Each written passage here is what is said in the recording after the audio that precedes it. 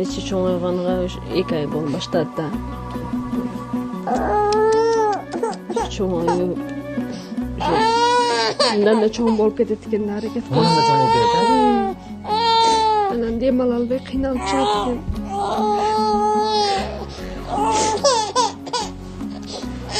Çok ne dediniz?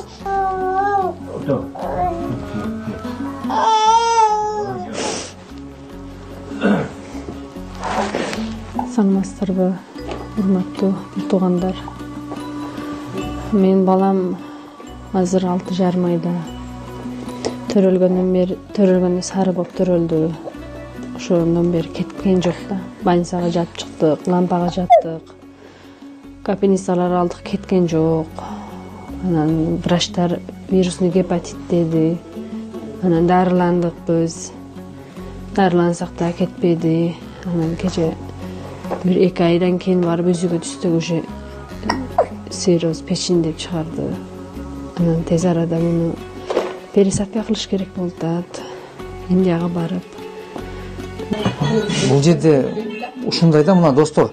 Азыр бул кичинекей Усмандын жашы 7 айга да толо эле экен, 6,5 айдык. Бирок 6,5 айдык Усман катагы бул аты жаман боору оорусу келип жетип алгандыгы маселе жаратып атат да. Анан азыр бул жерде только пересадка болмоюнча врачтардын айтымында башка жол жок деп жатышат, Башка жол жок. Дарылап уже 1 жыл дейт да, 1 жылда.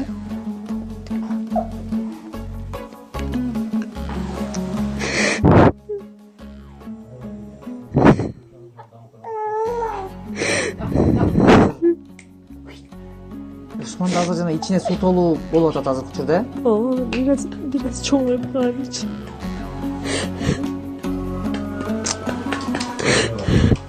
Азыркы учурдагы ичиңи көрсөтсөңүз. Кардын мынакей. Карабайсыңар достор, карагылачы, кымындай бала.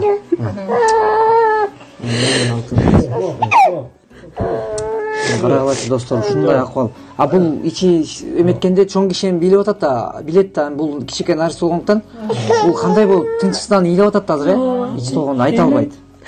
Ой, алтыным Осман. Кудай болсо баары жакшы болот, Аллах жардам берсин.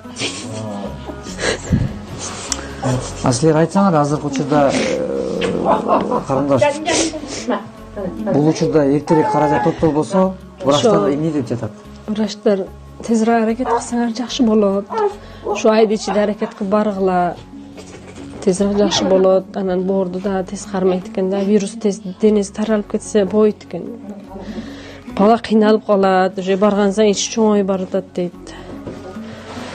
Ichi cho'ng'aysa yuragi, buyraklarga ziyon ekanda. Hurmatli qirg'iz elim, qo'ldan kelguncha yordam beringizlar balama. Kun sayin qo'rqam. Kun sayin tuni meni uxtabay chiqadi. Ichi shishib, qiynaladi. Уже ishi cho'ng'ay boshladi. Tez arada harakat qilishimiz kerak. O'ziz qo'limizda bor narsalar sotib, jinoatimiz xarajat yetishmaydi. Sizlardan so'ranish, yordam berib qo'yingizlar balama. Shu sabab Azamat Baymatovni telefonda ko'rib, xarajat yetishmaganini chaqirdim. Ko'p iyiliklerini ko'rdim. Qirg'izlarim yordam berib qo'yingizlar, so'ranish.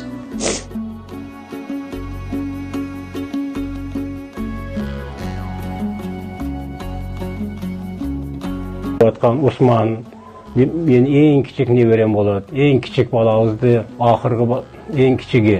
Mana shu bir 6 oylik bo'lib qoldi, u 6 oy endi o'tganga o'xshaydi da. Mana shu bir qancha bir 2 jumadan beri uxtaganda yo'q.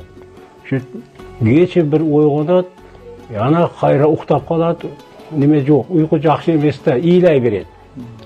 Shu bizni elimizdan so'ranish o'ta mana shu sizlardan mengizlar menen inshaalloh buyursa shu nimalarga yetkazib, shu sizlarga da rahmat, tuğandar shunchalik bizga o'ta qayrimli qilatasizlar. Shu yordam berib qo'ysingizlardi. Bismillahirrahmanirrahim. Allohga maqtovlar bo'lsin. Payg'ambar sollallohu alayhi vasallam salom salomatlar bo'lsin. Mening atim Ulug'bek bo'libdi. Shu layildan iman bo'lim. Shu bu kichkinagay narsada o'sha o'rib atganına baylanıştı. Shu жардам кылсак өтө жакшы болот да. Эмнеге дегенде икро муслим урматсы, мусулмандардын өтө чоң немеси бири-бирине жардам берүү, урмат кылуу. Пайгамбар саллаллаху алейхи вассалам хадисинде айтты го, Кава деди, Кава сен кандай улуусуң деди да, бирок сенден да улуу нерсе бар деди да. Мусулмандын даражасы деди сенден жогору турат деди да. Ошон үчүн ушу кайрылар элем, ушу наристеге жардам беришсе акыретин өтө көп пайда болот да. Садаганы айтып атпайбы? Садага бериш өтө көп пайда, машалла, мусулман үчүн машалла. Кимде ким Алла үчүн берген болчусу, ал Ухудда осундай сооп табат деген. Ошон үчүн иншалла ушу кайрыларым ошо бир жакшы бир жардамдарын берип койсо, ушул наристе айыгып кетсе, акыреттерине өтө көп пайда болот да, машалла.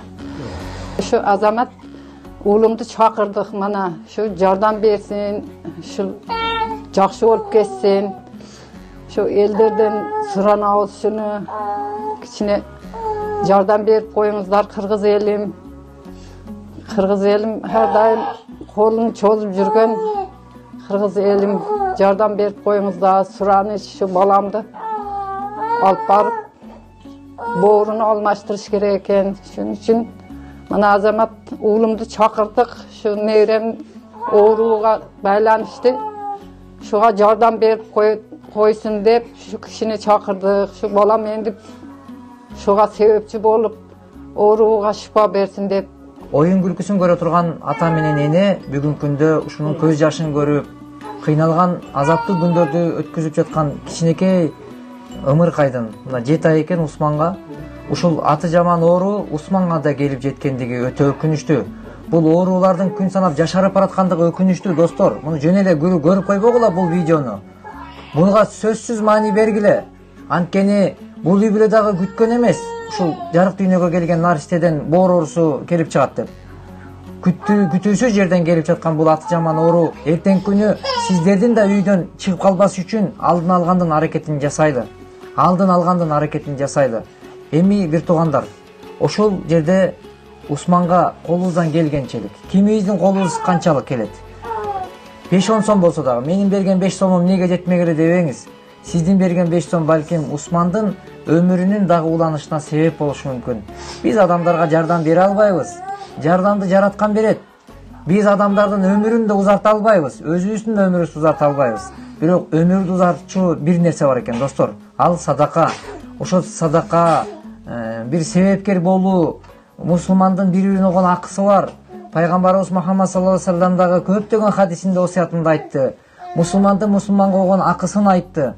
Ошол бирибизге болгон садака, зекет деген нерселерди берип, кол сунуп, колдоп, коштоп, анан биз жетелешип акыретке ошол сооп топтоп, сооп курдундарыбыз ушул бир көп болсун достор. Ошон үчүн азыр мына Усман кичинекей ымыркай, караңыздарчы мына азыр ойнойн деп мындай бир жакшы бир кылыгы чыгып турган кезде мынтип өзү түшүнбөй аткан кичинекей ымыркайга сиздин жардам өтө зарыл достор. Мен да келип мынакей бул жерде отурган апанын, эненин, атанын көзүндөгү көз жашты көрүп сиздерге кайрылып мына ушул экран алдындагы реквизиттерге тынымсыз кол сунуп коюңуздар. Анткени өтө зарыл болуп турган учур сааттар. Эгерде бүгүн кол сунуу, эгер бүгүн болбой убакыттан уттуруп кечиге турган болсо, бул жерде оор жоготуу келип калышы дагы толук мүмкүн достор. Ошон үчүн бардык нерсеге аракет керек, аракет бизден, биреки Алладан. Ошон үчүн Аллах Тааладан көп-көп дуа кылып коюңуздар. Ушул комментарийге да көп-көп жазып, көп-көп бөлүшүп, анан мүмкүн болушунча эртерээк бир ушул телефондорго байланышсаңыздар, мына ушул Усмандын апасынын номери тиркелет бул жерге. Эмбанттар тиркелет. Ошонун бардыгы ушул үй бүлөгө таандык. Менин колуман келгени мен кылуу аракетиндемин достор. Калганы сиздерге дагы мен ошол эмени өткүзүп бергим келет. Бир сунушумду, кайрылуубузду. Анан бир тууган, Усмандын ден соолугунун жакшырып кетишине сиз менен биз себепкер болуп өзүбүзгө таандык соопко ээ болушулук бул биздин максатыбыз. Жакшырып кетүү мына Усмандын ата-энеси үчүн, чоң атасы үчүн өтө чоң сүйүнүч. Ошон үчүн бул кийимдерди чечип, акыркы кийимибиз кепин боло турган бир күн бар достор.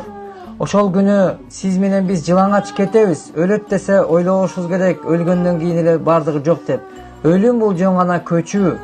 Бул жалгандан чыныгы жашоого гана көчүп кетебиз. Болгону кепин менен гана. Ошон үчүн ошол учур саатка чейин сооптап алайлычы достор, мекендештер. Ошол жылаңач кетип бараткан мезгилде сиз менен биздин сооп куржунубуз бир бош болбосун.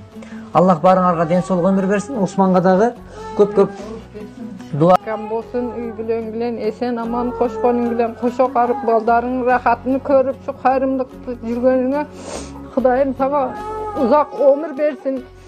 Ota-enең бактыңа эсен болсын, балдарың тынч болсын. Hammasını üylöp, üylü jaylı kılıp, esen aman gana şu elin mesте жүрө бергин балам. Амин. Кудай кабыл кылсын, Аллах кабыл кылсын. Молдеке, сиз өзүңүз бир дуа кылып коюңуз Наристеге. Ma. Ke, ma can. Ma.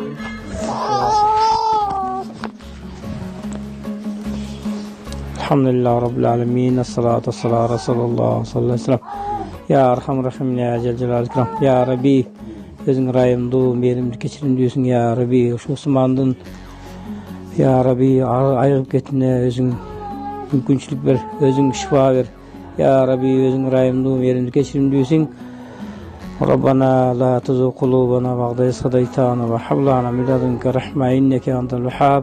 Ya Rabbi, şu Osman ayırıp el yurtunda hizmet kıla turgan imandu, жақсы insanlardan olsun. Bir rahmetike arhamla. Kudayım kabul kılsın. Erterek жакшырып, үйүңүздө да бир сүйүнүч менен коштолсун. Жакшырып калсын. Башыңызда.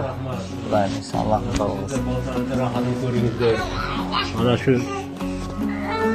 Ana şu üniversitede inşallah buyursa gelecekte şu den soğukta boluşa sizlerdi işinizler öte çoğ bolup atat.